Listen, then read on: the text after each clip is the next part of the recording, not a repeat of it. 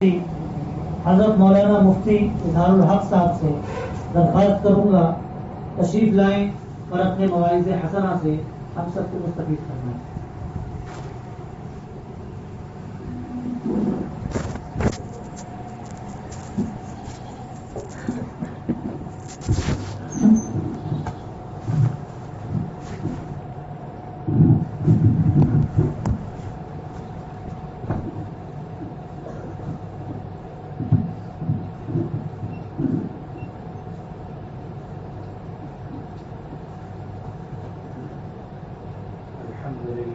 رب العالمين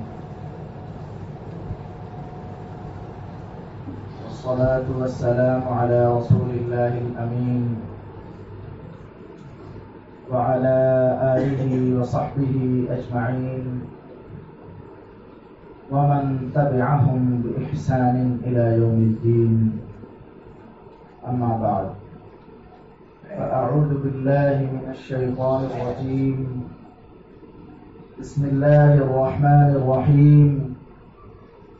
إن الله اشترى من المؤمنين أنفسهم وأموالهم بأن لهم الجنة يقاتلون في سبيل الله فيقتلون ويقتلون وعدا عليه حقا في التوراة والإنجيل والقرآن ومن أوفى بعهده من الله فاستبشروا ببيعكم الذي بايعتم به وذلك هو الفوز العظيم. صدق الله العلي العظيم. شہادت ہے مقصود و مطلوب مومن. شہادت ہے مقصود و مطلوب مومن، نہ مال غنیمت نہ کشور کشائی. شہادت ایمان والے کا مقصود اور مطلوب ہے. اس شعر میں یہی بتلایا گیا ہے کہ شہادت یعنی اللہ کی راہ میں اپنی جان دے دینا، یہ مقصود و مطلوب مومن ہے. شہادت اور غزووں میں جانے کا مقصد مال غنیمت کا حاصل کرنا نہیں ہے یا حکمرانی کا حاصل کرنا نہیں ہے، نہ مال غنیمت نہ کشور کشائی. محترم حضرات اور معزز سامعین کرام، چونکہ یہ عنوان آج کے پروگرام کا ہے شہدائے اسلام، اسی عنوان پر 7 دن سے تقریریں ہو رہی ہیں. 8 مقررین نے اب تک خطاب کیا ہے، جو اصل 8 مقررین رہے ہیں. 9واں دن آج ہم کو موقع ملا ہے. ظاہر ہے کہ ایک ہی عنوان پر اگر 8 لوگ بول چکے ہوں تو ایک نئے پہلو کا نکالنا مقرر کے لیے کوئی آسان کام نہیں ہے. لیکن ایک پہلو کو نکالنے کی ہم نے کوشش کی ہے جو بہت انسپائرنگ ہے. وہ پہلو ایسا ہے کہ جو بہت زیادہ تشجیعی ہے. وہ پہلو ایسا ہے جو ہمارے اندر کے جذبات کو ابھارنے والا ہے. اور وہ پہلو ہے کہ شہادت کیوں؟ شہادت کے لیے صحابہ کرام کتنے ایکسائٹڈ رہتے تھے، کتنا مشتعل اور کتنے پرجوش رہا کرتے تھے. کچھ واقعات کی روشنی میں اس پوائنٹ کو کور کرتے ہوئے میں اپنی بات کو ایک آخری جہت دے کر کے بات ختم کرنا انشاءاللہ تعالی. شہادت مومن کا مقصود ہے. جس کو شہادت مل گئی اس نے گویا اپنے منشا کے مطابق منزل پا لی. ایک آدمی کو بہترین گھر کی تلاش ہو اور اس کو وہ گھر مل جائے تو کہا جاتا ہے اس کو اپنی منزل مل گئی. ایک آدمی کو ایک اچھی ملازمت کی تلاش ہو اور اس کو اچھی ملازمت مل جائے تو کہا جاتا ہے اس کو اپنی منزل مل گئی. ایک آدمی ایک سفر پہ لمبے سفر پہ جا رہا ہے اور وہ وہاں پہنچ جائے تو کہا جاتا ہے کہ اس کو اپنی منزل مل گئی. شہادت مقصود و مطلوب مومن ہے. مومن کے دل میں شہادت کا جذبہ پایا جانا ضروری. حدیث پاک کا بیان آ چکا ہے کہ من مات ولم یغزو ولم يحدث نفسه ولم يحدث به نفسه مات على شعبة من النفاق. کہ جو آدمی مر گیا اور اس نے اللہ کی راہ میں غزوہ نہیں کیا. میں ذرا ایک عام لفظ سے اوائڈ کر رہا ہوں. ایک جو عام لفظ ہے جہاد کا میں اس سے بچ رہا ہوں. میں اس کو غزوہ سے تعبیر کر رہا ہوں یا شہادت سے تعبیر کر رہا ہوں. من ماتا جو مر گیا اور اس نے غزوہ نہیں کیا اور اس کے دل میں غزوہ کرنے کا خیال بھی نہیں پیدا ہوا تو نفاق کے ایک شعبے نفاق کے ایک حصے کے ساتھ اس کی وفات ہوئی. اس کے ایمان میں نقص پایا. صحابہ کرام رضوان اللہ علیہم اجمعین کی زندگیاں اگر ہم الٹتے ہیں تو ہمارے سامنے آتا ہے کہ ان میں سے ہر ایک شہادت کا ایسا جذبہ اپنے اندر لیے ہوئے رہتا تھا کہ وہی اس کا مقصود و مطلوب ہوا کرتا تھا. سب سے پہلے ہم شروع کرتے ہیں اللہ کے نبی جناب محمد رسول اللہ صلی اللہ علیہ وآلہ واصحابہ وسلم.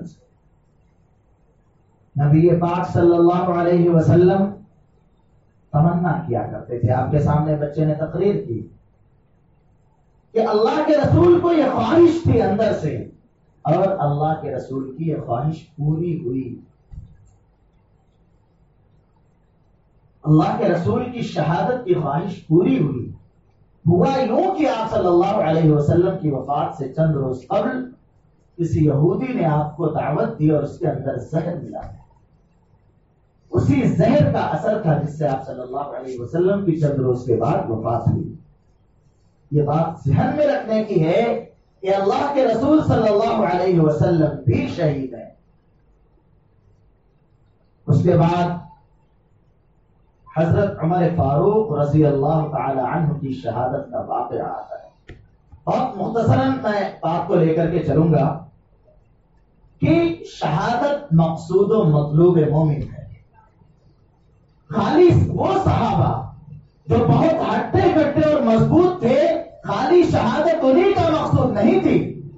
شہادت تو ان بچوں کا بھی مقصود و مطلوب تھی جو صرف 12 اور 14 سال کے تھے. ایسے اور ذرا قریب قریب اور آگے آ جائیں.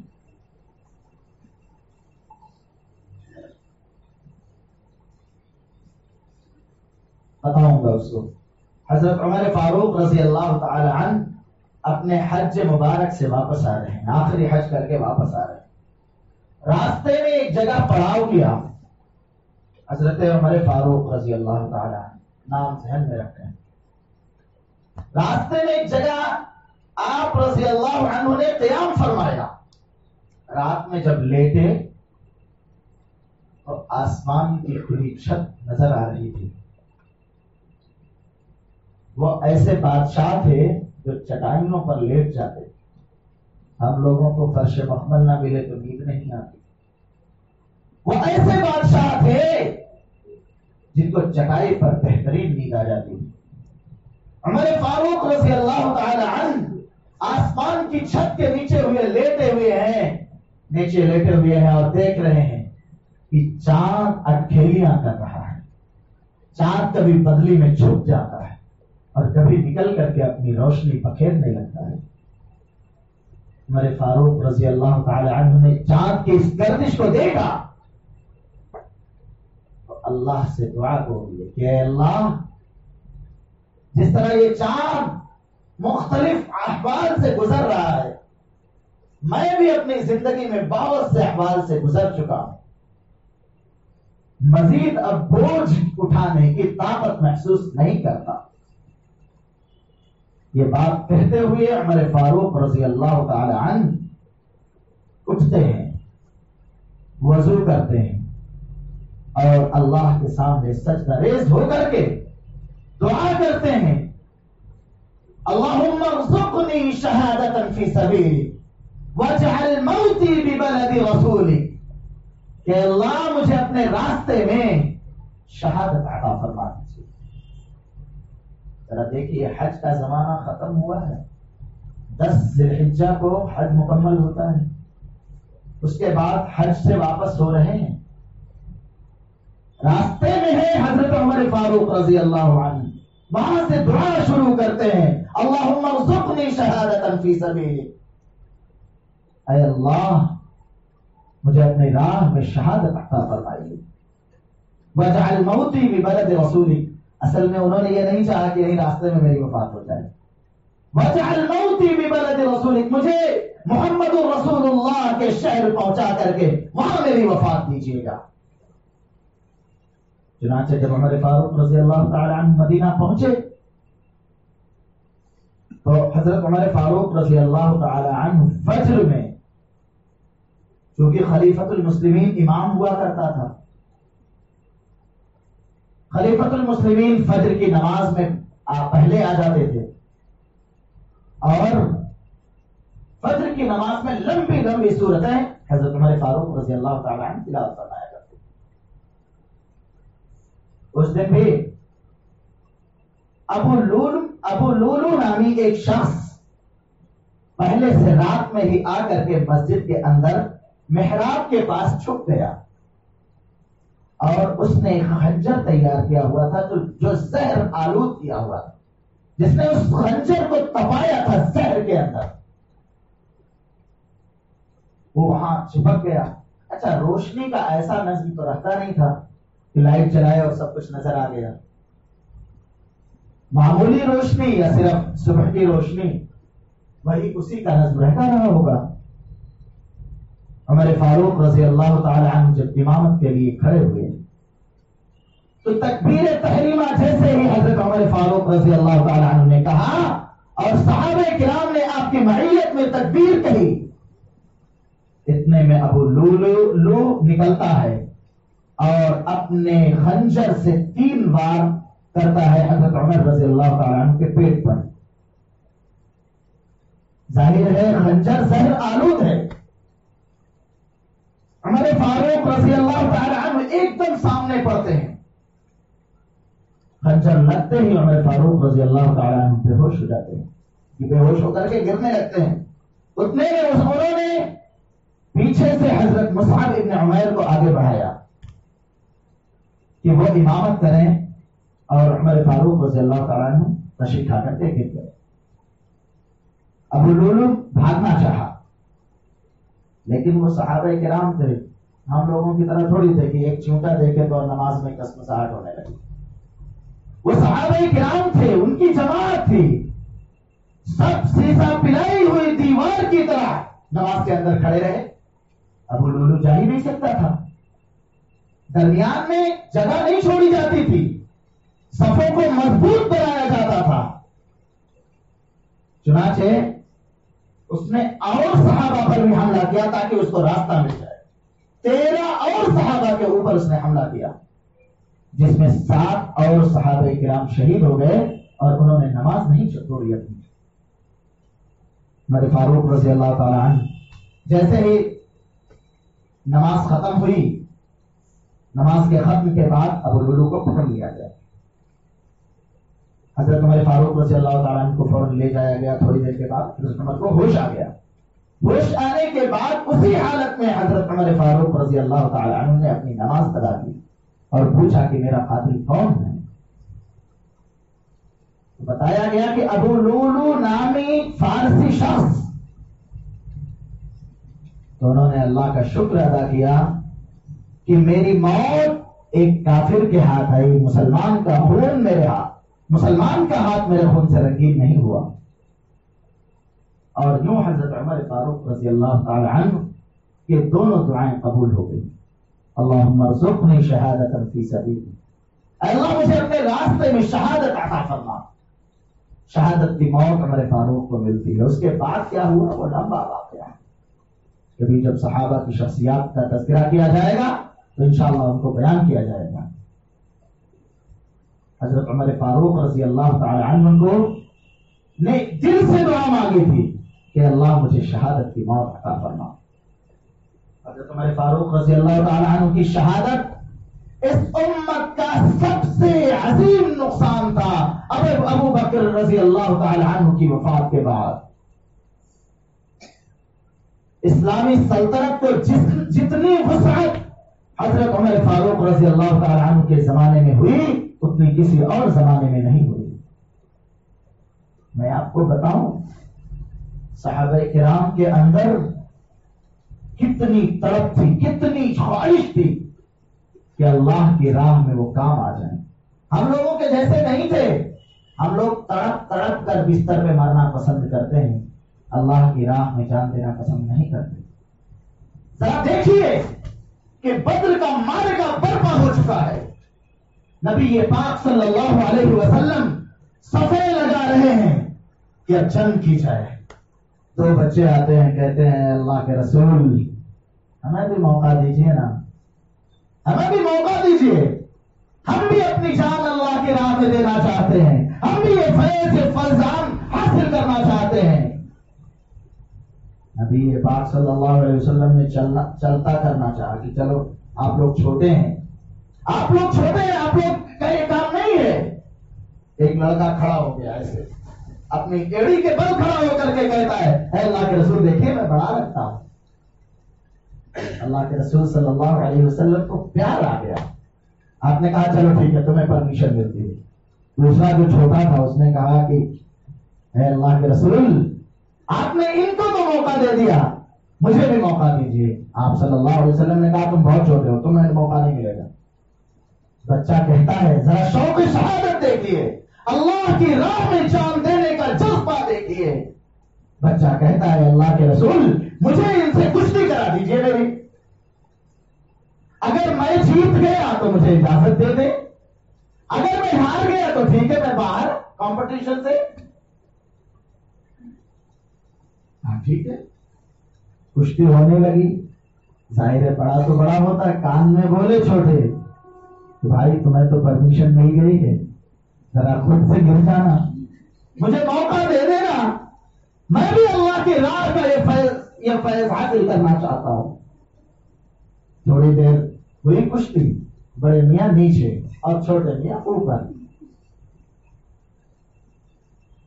ذرا دیکھیے جس قوم کے بچوں کے اندر شوق شہادت کا یہ عالم ہو اس قوم کے مردوں کا کیا عالم رہا ہوگا.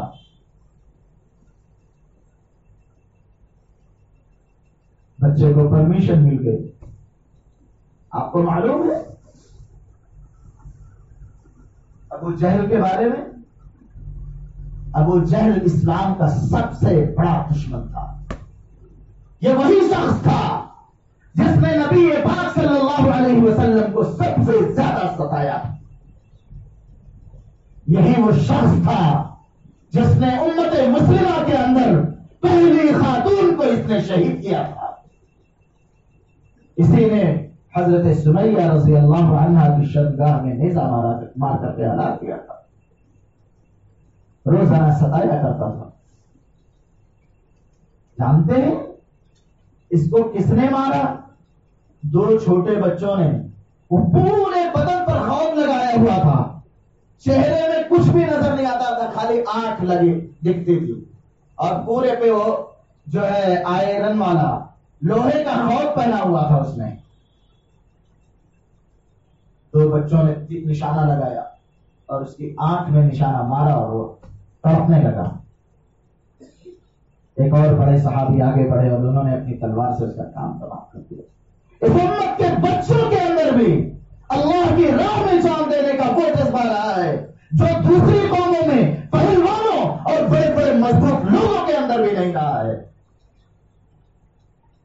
امت کی ماؤں کے اندر بھی بہت بڑا جذبہ رہا ہے. آئیے بتلاتا ہوں میں. ایک خاتون ہے، ایک غزوہ ہونے والا ہے، ایک خاتون آتی ہیں اللہ کے رسول صلی اللہ علیہ وسلم کے پاس اپنی گود میں ایک بچے کو لے کر کے کہتی ہے اللہ کے رسول آپ جہاد میں جا رہے ہیں، آپ غزوے میں جا رہے ہیں، میرے اس بچے کو قبول کر لیجیے. اللہ کے رسول نے کہا کہ بہن میں اس بچے کا کیا کروں گا؟ اس عورت نے کہا گریہ وزاری کرتے ہوئے کہ اللہ کے رسول میرے گھر میں کوئی مرد تو نہیں ہے جن کو میں بھیج سکوں، لیکن آپ سے گزارش ہے کہ آپ اس بچے کو قبول کر لیجئے. اللہ کے رسول نے پوچھا بھائی میں کیا کروں گا؟ کہنے لگی آپ کسی مجاہد کو دے دیجئے گا، اور اگر اس کے ہاتھ میں ڈھال نہ ہو تو میرے اس بچے کو ڈھال بنا کر کے دشمن کے تیر کو روکے گا اور اپنے ہاتھ سے دوسرے ہاتھ سے وہ تلوار چلائے گا. اس امت کی ماؤں کے اندر بھی یہ قربانی کا جذبہ رہا ہے. شہادت ہے مقصود و مطلوب ہے مومن. تو مومن کا مقصود ایک اور واقعے کی طرف لے چلیں آپ کو. یہ سارے آتھینٹک بہت محقق واقعات ہیں، آپ جب چاہیں ان کے حوالے تلاش کر سکتے ہیں. قادسیہ کی جنگ چل رہی ہے.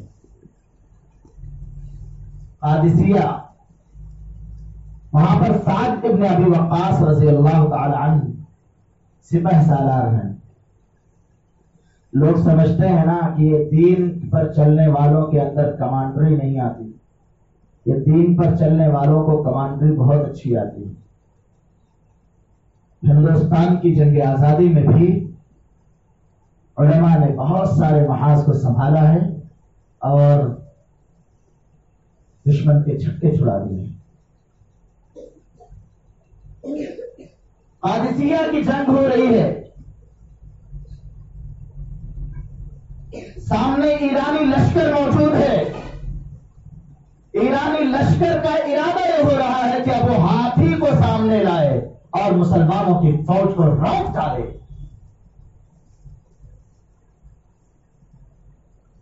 حضرت سعد بن ابی وقاص رضی اللہ تعالی عنہ نے امیر المؤمنین حضرت عمر فاروق رضی اللہ تعالی عنہ کو لکھا کہ امیر المؤمنین قوت بھیجیے، رسد بھیجیے، سپورٹنگ آرمی اور بھیجیے.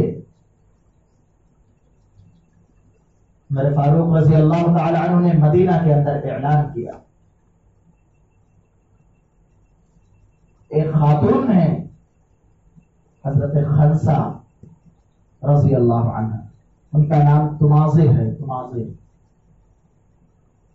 قبیلہ بنو سلیم سے تعلق رکھتی ہیں، مدینے سے بہت دور یہ قبیلہ رہتا تھا. حضرت خنسا رضی اللہ عنہ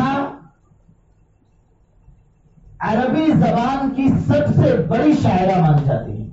ہم نے عربی سے ایم اے کیا تو ان کے بارے میں بہت پڑھنے کا موقع ملا. عربی زبان کی بہت بڑی شاعرہ مانی جاتی ہے اور مراسی میں مرثیہ کہنے میں ان کا کوئی ثانی نہیں گزرا ہے. ان کے دو بھائی عمرو ابن کلثوم اور صخر، یہ دو بھائی تھے، دونوں کسی جنگ میں شہید ہو گئے تھے. تو انہوں نے ان کا جو مرثیہ لکھا تھا وہ ایسا تھا جو لوگوں کو رلا رلا دیا کرتا تھا. حضرت تماضر نے حضرت خنسا رضی اللہ عنہ، ان کو اللہ تعالیٰ نے اسلام کی توفیق عطا فرمائی. وہ مدینہ آئیں اور اپنے پورے قبیلے کے ساتھ اسلام قبول کر لیا.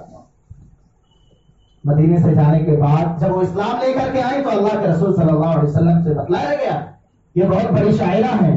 آپ صلی اللہ علیہ وسلم نے ان کا کلام سن کر کے ان کی تعریف کی. جب وہ واپس گئی تو ان کا دل نہیں لگ رہا تھا. اللہ کے رسول سے کو دیکھنے کے بعد میرا ایسا گمان ہے کہ جو مدینہ پاک جاتے ہوں گے روضہ اقدس کو دیکھنے کے بعد واپسی کا ارادہ ان کا نہیں ہوتا ہوگا.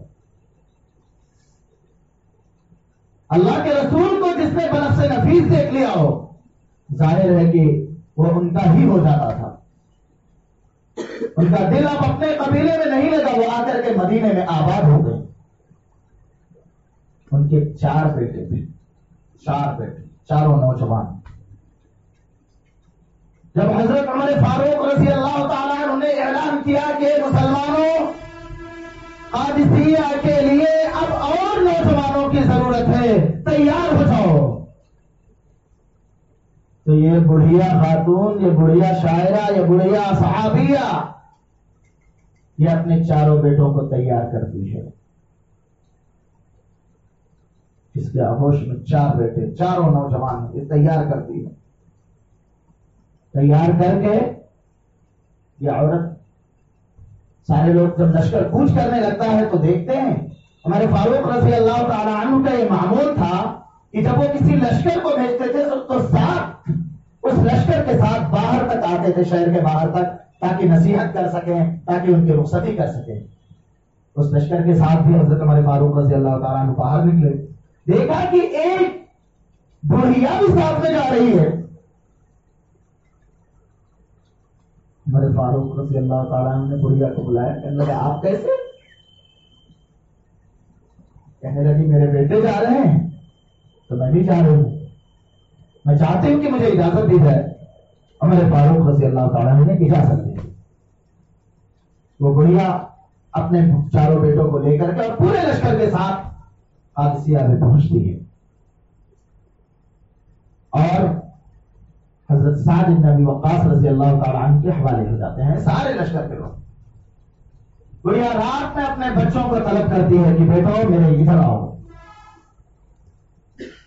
اور ان کو ایک نصیحت کرتی ہے. وہ نصیحت ہے ہمارے باپوں کو بھی سیکھنے کی ضرورت ہے، ہماری ماؤں کو بھی سیکھنے کی ضرورت ہے.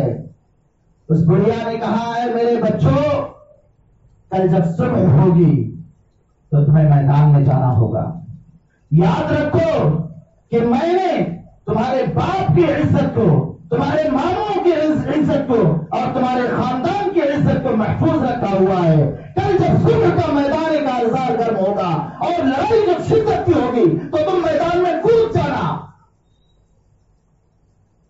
اور دیکھنا کہ اگر تو لوگوں کے پیر اکھڑنے لگے تو تم آگے بڑھ جانا.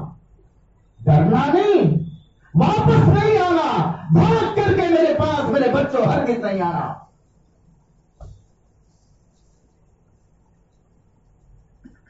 اور کہا کہ اگر تم بھاگ کے آگے تو میں تمہیں معاف نہیں کروں گی. اور سنو، ہماری اور تمہاری ملاقات انشاءاللہ جنت میں ہوگی.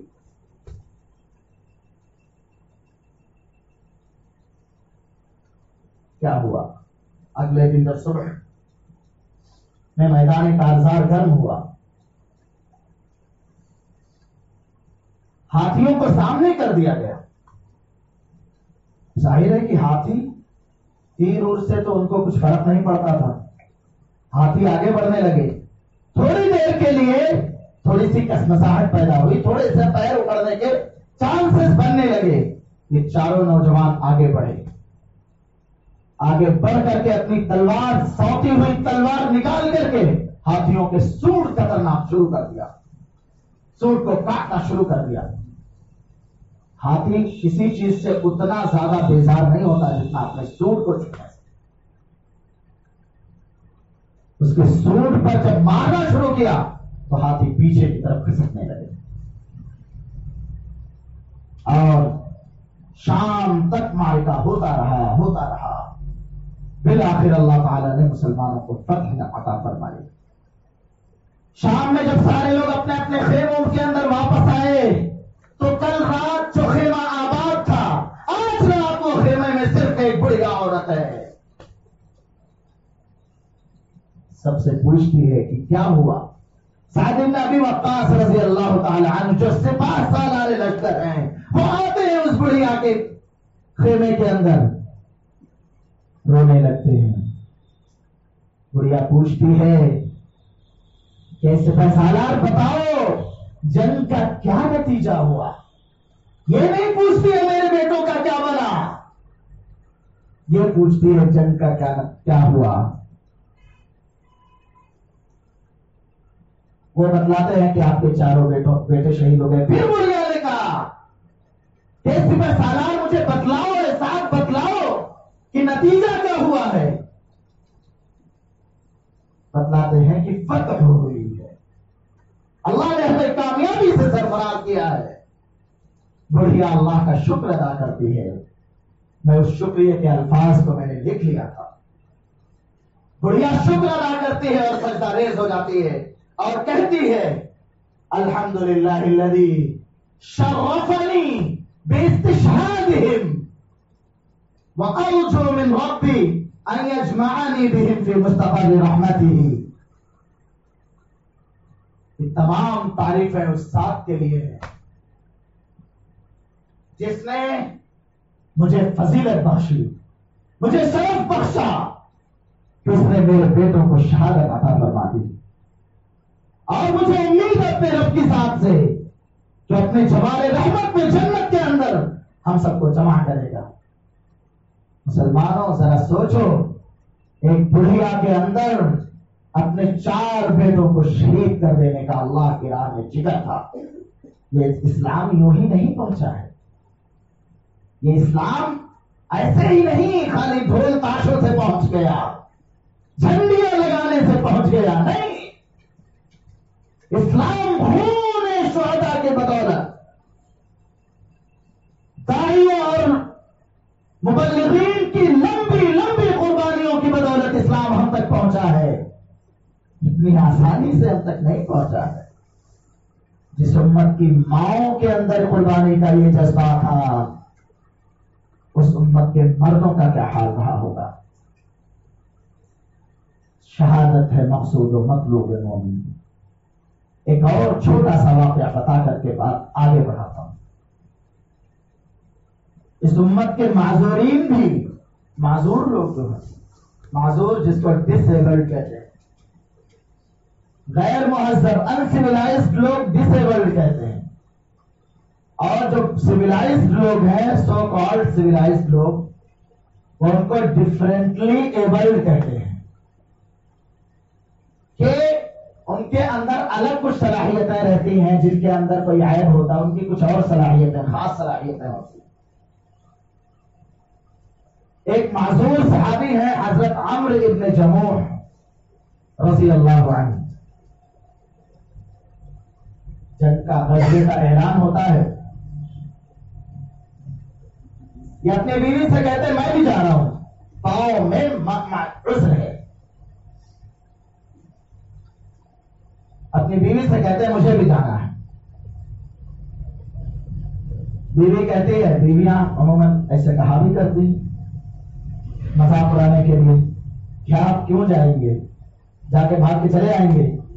یہی انداز مذاقاً حضرت پیر صاحب نے، پیر ذوالفقار صاحب دامت برکاتہ نے لکھا ہے کہ تفریحاً ان کی بیوی نے یہ بات کہہ دی کہ آپ تو ابھی بھاگ کے آ جائیں گے، کیوں جا رہے ہیں بلا وجہ، 4 بیٹے جا رہے ہیں، جانے دیجیے. وہ گھر سے نکلتے ہیں اور دعا کرتے ہیں کہ اللہ، اے اللہ، میری لاش کو بھی میرے گھر واپس نہیں لوٹانا. ہوا یہی کہ وہ غزوے میں جاتے ہیں، جہاد کرتے ہیں، اللہ کے رسول صلی اللہ علیہ وسلم کے پاس پہنچتے ہیں. اللہ کے رسول صلی اللہ علیہ وسلم معذورین کا، عورتوں کا، بچوں کا بہت خیال فرماتے تھے. عورتیں اور بچوں کو اور معذورین کو اور بہت عمر کے لوگوں کو جنگ میں نہیں لے جانا چاہتے تھے. آپ صلی اللہ علیہ وسلم نے فرمایا کہ عمرو، تمہارے بیٹے تو جا رہے ہیں، تم نہ جاؤ. انہوں نے کہا ہے اللہ کے رسول، میں بھی جنت میں جانا چاہتا ہوں اور اپنے بلبوتے جنت میں جانا چاہتا ہوں. میرے بیٹے میری سفارش کریں گے، ٹھیک ہے سفارش کریں گے، لیکن میں اپنے بلبوتے جنت میں جانا چاہتا ہوں. لکھا ہوا ہے، میں شہادت کے فضائل بتا دے رہا ہوں کہ ایک شہید کی 70 لوگوں کے بارے میں سفارش قبول کی جائے گی. اللہ کے رسول صلی اللہ علیہ وسلم ایسے لوگوں کو اجازت دے دیتے تھے. آپ صلی اللہ علیہ وسلم نے اجازت دے دیا. گئے, غزوہ ہوا, ان کو شہادت ملی, اور شہادت ملنے کے بعد بیوی کو پتا چلا تو ظاہر ہے کہ اس نے رویا پیٹا ہوگا تھوڑا بڑا, اس کو ماتم کرنے کا حق بھی ہے. گئی اپنے شوہر کی لاش لینے کے لیے, اونٹ پر سوار کرنا چاہا, سوار کر لیا, اونٹ کو گھر کی سمت میں لانا چاہ رہی, آ ہی نہیں رہا. اللہ کے رسول صلی اللہ علیہ وسلم نے پوچھا کہ کیا بات ہے, آنے سے پہلے عمر کی تمہارے درمیان کوئی بات ہوئی تھی کیا؟ انہوں نے کہا ہاں, انہوں نے ایسا ایسا کہا تھا کہ اللہ میری لاش کو بھی واپس نہ لوٹانا. کہنے لگے کہ اب نہیں جائے گی, اور اللہ کی راہ کے اندر ہی ان کو دفن کر دیا گیا. یہ جو اسلام ہے اس میں شہادت کوئی زور زبردستی والی چیز نہیں ہے, یا شہادت کوئی نعوذ باللہ لعنت ملامت کی چیز نہیں ہے. ارے جس کو مل گئی اس کا تو کام بن گیا. شہادت کا نام لے کر کے بہت سے لوگ بہت سارے غلط کام کرتے ہیں. جیسے ماتم کی اسلام کے اندر اجازت نہیں ہے. دنوں سے آپ حضرات یہ بات سن رہے ہیں, حضرت حسین رضی اللہ تعالی عنہ کی جو شہادت ہے یہ بھی اولو العزمی کی شہادت ہے, باطل کے سامنے نہ جھکنے کی شہادت ہے. ذرا ایک اشارہ دیتا ہوں, ابن زیاد سامنے ہے. ابن زیاد انتہائی متشدد قسم کا حکمراں تھا. یہ پہلے خالی بصرے کا والی تھا, لیکن جب مسلم ابن عقیل کا کوفہ کے اندر بہت شاندار استقبال ہوا تو یزید کو اور اس کے لشکر کو یہ چیز پسند نہیں آئی. لہذا یزید نے اس وقت کے حاکم نعمان ابن بشیر کو معزول کر کے اور ابن زیاد کو اس نے والی بنا دیا. ابن زیاد وہاں پہنچتا ہے اور کوفہ والوں کو ڈراتا دھمکاتا ہے تو کوفہ والے ڈر جاتے ہیں. ڈرنے کے بعد حضرت مسلم ابن عقیل کو شہید کر دیا جاتا ہے. ہانی کے گھر ٹھہرے تھے وہ, لیکن ان کو شہید کر دیا جاتا ہے. حضرت حسین رضی اللہ تعالیٰ عنہ پہنچتے ہیں ابن زیاد کے سامنے. جب وہ دیکھتے ہیں کہ میرے پاس اب یہاں جو حامی لوگ تھے, کہتے ہیں کچھ لوگوں نے بتایا 150 خطوط, میں نے آج پڑھا کہ 12,000 سے زائد خطوط بھیجے گئے. حضرت حسین رضی اللہ تعالیٰ عنہ کے پاس وفاداری کا حلف دیتے ہوئے کہ آپ آئیں, ہم آپ کی امامت اور قیادت کو تسلیم کر رہے ہیں, ہم آپ کے ہاتھ پر بیعت کرنے والے ہیں. حضرت حسین رضی اللہ تعالیٰ عنہ آئے تو دیکھا کہ معاملہ پورا پلٹ گیا ہے. حسین رضی اللہ تعالیٰ عنہ نے 3 باتیں کہی, لیکن ابن زیاد نے یہ چاہا کہ تم, یعنی حضرت حسین سے یہ کہا کہ آپ میرے ہاتھ پر بیعت کر لیں تبھی میں آپ کو چھوڑوں گا. اور وہ 3 آپشن کیا تھے جو حضرت حسین رضی اللہ تعالیٰ عنہ نے کہا تھا؟ ایک یہ کہ یا تو مجھے واپس جانے دو, یا تو میری ملاقات کراؤ یزید سے, میں ڈائریکٹ اس سے بات کرنا چاہتا ہوں, یا مجھے کسی اور سلطنت کی طرف چلے جانے دو, میں کہیں اور جا کر کے امن سے رہ لوں گا, یزید کی اور تمہاری حکومت کے اندر میں نہیں رہوں گا. حضرت حسین رضی اللہ تعالیٰ عنہ کی یہ بات نہیں مانا, تینوں میں سے کوئی آپشن نہیں مانا, بلکہ اس نے یہ کہا کہ آپ ابھی یہیں میرے ہاتھ پر بیعت کریں.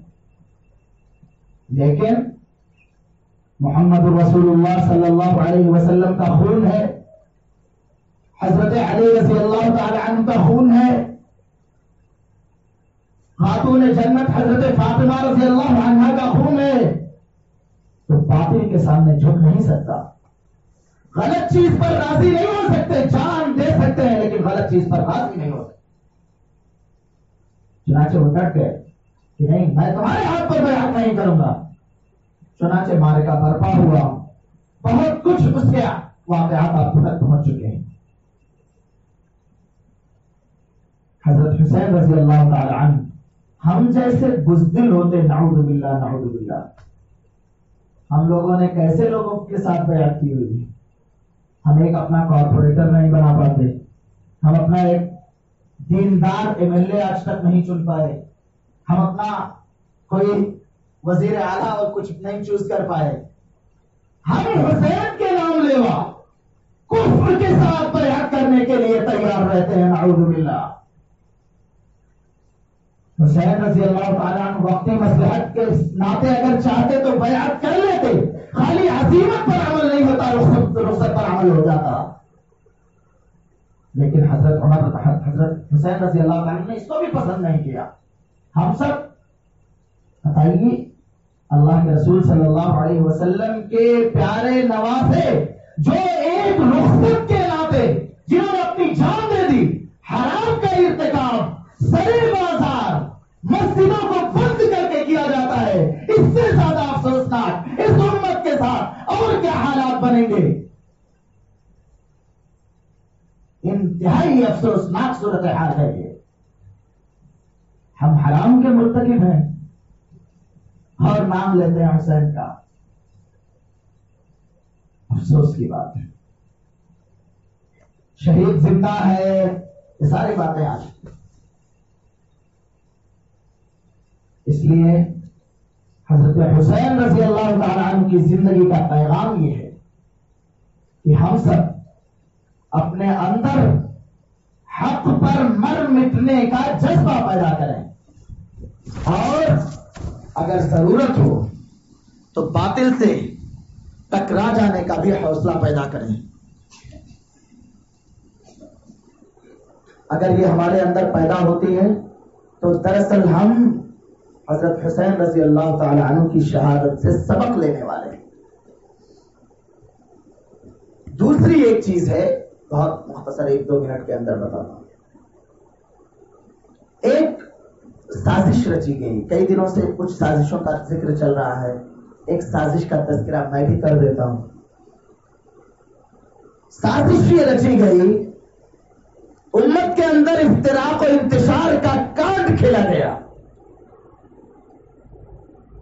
سازش یہ رچی گئی کہ اللہ کے رسول صلی اللہ علیہ وسلم کے بعد ابو بکر و عمر و عثمان نے نعوذ باللہ خلافت پر قبضہ کر لیا، ورنہ تو حضرت علی خلیفہ بلا فصل تھے، نعوذ باللہ۔ اس موقع پر میں امام ابو حنیفہ کی رائے آپ کو بتلاتا ہوں۔ نفضل الشیخین ونحب الختنین ونرى المسح على الخفین، کہ ہم شیخین کو فضیلت دیتے ہیں، یہ دونوں سب سے افضل ہیں، اور ختنین دونوں دامادوں سے ہم محبت کرتے ہیں، اللہ کے رسول کے دونوں دامادوں سے، اور مسح علی الخفین کو جائز کہتے ہیں۔ حضرت علی رضی اللہ تعالی عنہ کے، ذرا سوچئے، علی کا بیٹا ایک ظالم حکومت کے سامنے ڈٹ گیا اور اس نے جان دینا تو قبول کر لیا اپنے پورے خانوادے کے ساتھ، لیکن باطل کے ہاتھ پر بیعت نہیں کی۔ اگر عمر فاروق کی حکومت غلط ہوتی، اگر ابو بکر رضی اللہ تعالیٰ عنہ کی حکومت غلط ہوتی، اگر عثمان غنی کی خلافت غلط ہوتی، تو سیدنا علی رضی اللہ تعالی عنہ ان پہ قتال کرتے، چاہے ان کو جان دینا پڑ جاتا، ان کے ہاتھ پر بیعت ہرگز نہ کرتے، لیکن حضرت علی رضی اللہ تعالی عنہ نے ان سے بیعت کی۔ یہ خود بہت بڑی دلیل ہے، اور کیسے بیعت کی اس کو میں کل بتاؤں گا۔ اصل میں مجھے 2 دن کا موقع دیا گیا ہے کہ آپ کو 2 دن بولنا ہے، تو کل حضرت علی رضی اللہ تعالی عنہ کے کیسے تعلقات تھے حضرت ابو بکر رضی اللہ عنہ سے، حضرت عمر فاروق سے، حضرت عثمان غنی رضی اللہ عنہم سے کیسے تھے، انشاءاللہ اس حوالے سے کل کچھ گفتگو کی جائے گی۔